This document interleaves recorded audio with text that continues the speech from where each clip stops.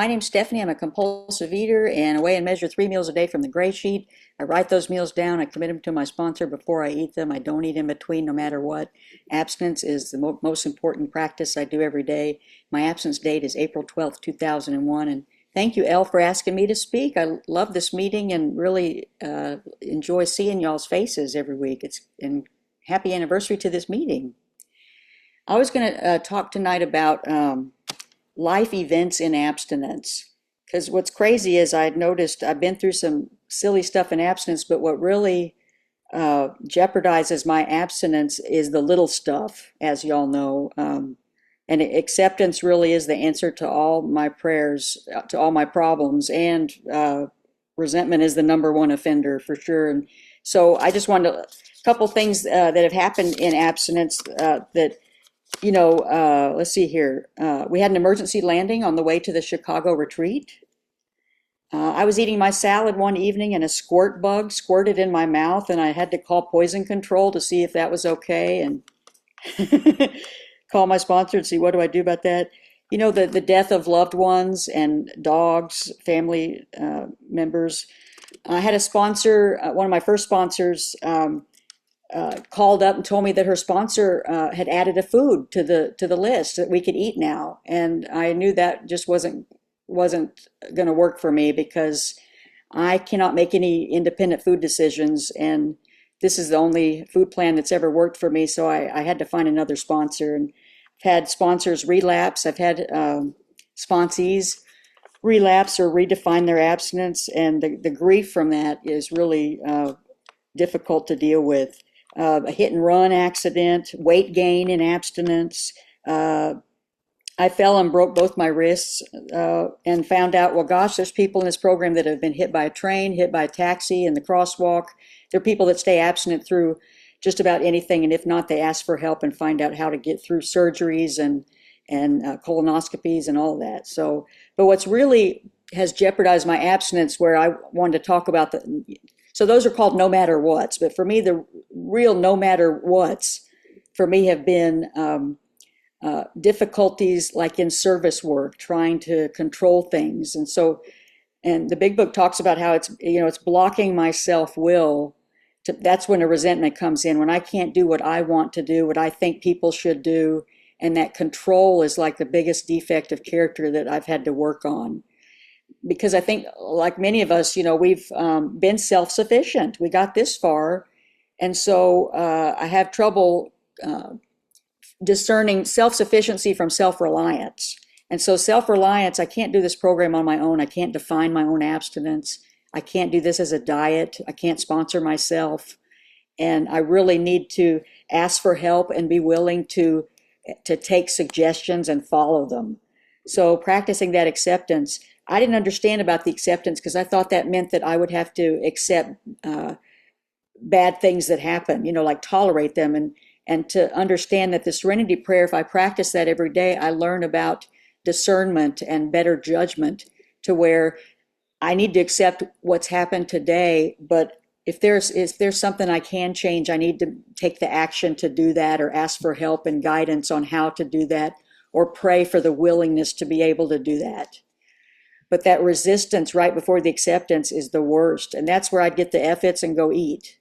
And I remember, like, I think I had about a year, and my husband is also abstinent, and I can't remember what I was pissed off about, probably work, but I said, I'm going to go eat. And he's like, well, it's not going to, probably shouldn't happen here at the homestead, at the apartment. So I think I said, oh, I'm just going to go order this and go to a hotel. I was just really pissed off. And he said, why don't you call your sponsor? And, I managed to stay abstinent, but I know it's been really close. And so I don't want anybody to think that, that we're coasting along. I do know that I need to not take this for granted, and it's easier for me to stay abstinent than to get abstinent.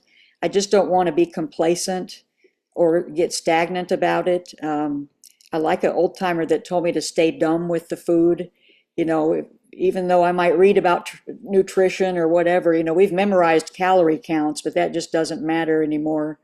It's really important for me to surrender to that, because it's the only thing that ever worked. And the resentments, it's just crazy how, for some reason, I tend to overcommit or overpromise, or and so then I can't take criticism. And that's a big one where I'm just like, F it, I'm out of here. To hell with all of you, and that would be a terrible way to harm myself. And that's what the resentment is doing, is harming myself. And I remember one time I left, I was pissed off after doing service at a retreat, and I left and went to a grocery store and sat in the parking lot and finally called somebody. But, I was just, I think, feeling frustration and anger over being not appreciated. That's what, a lot of my issues are. I seek validation and appreciation, and learning how to be okay with myself without getting that externally, and practicing self-acceptance. And it tends to come with working a sixth and seventh step, where if I start acting in a way where I'm not ashamed of my behavior, I tend to be, have a little more self-confidence, or at least ease of being an okay person, that I'm not, as flawed or as, damaged as I think I am, or something, that there's room for improvement. And if I don't like the way I'm behaving, I can change it. And I didn't think I could do that, because for a long time it'd be like, well, this is how I am, take it or leave it. And that didn't work. And I saw other people changing. So I thought, well, maybe I can, if I really work the 6 and 7, maybe I can change my behavior too. And doing that in little increments, I felt better and better, to where I wouldn't dread running into somebody, or seeing somebody at the office, or having to work on that project again, or how it is, seeing somebody in a meeting, and just finding out what I'm willing to deal with, and setting boundaries. And I just didn't know how to do that before. But finding out there's some service work I'm not very good at, but I can at least try. And I'm grateful that people put up with me, and show me how to do that. And just being able to be teachable, I think, is real important to me, because I don't want to be old, and I would call myself like a very cranky curmudgeon, and some people now, they're like, how, I don't even see you that way. And it's like, oh, just talk to my husband, because I was a real bully. And I think it was that, there's this movie where it's like Large Marge, large and in charge. And I thought I was going to be, like I took weightlifting in high school. I was the only girl. I wasn't a very good weightlifter, but I thought I was cool because I was, bald with tattoos on my head in high school and weightlifting in the 80s. That was pretty unusual. And I was an emancipated minor. And, so here I thought I'm tough. And if I can accept this weight, and fat is a feminist issue, and I'm going to practice fat acceptance. And really I was miserable and bulimic and hurting myself, passing out at the mall after eating all the food on the tables, getting woken up by a security guard. The police are knocking on my car window. I'm parked behind the grocery store, just binging food because I couldn't eat all that at home in front of my mother. So just behavior that was humiliating. And towards the end, it was, if I stopped purging, I gained 75 pounds. And so I've maintained a 75-pound weight loss, and I don't have to purge anymore. And I'm too old to be doing that. So I'm really grateful to be able to first be able to do that, and then deal with the compulsive eating. And this program works for anorexics, bulimics, undereaters, over exercisers.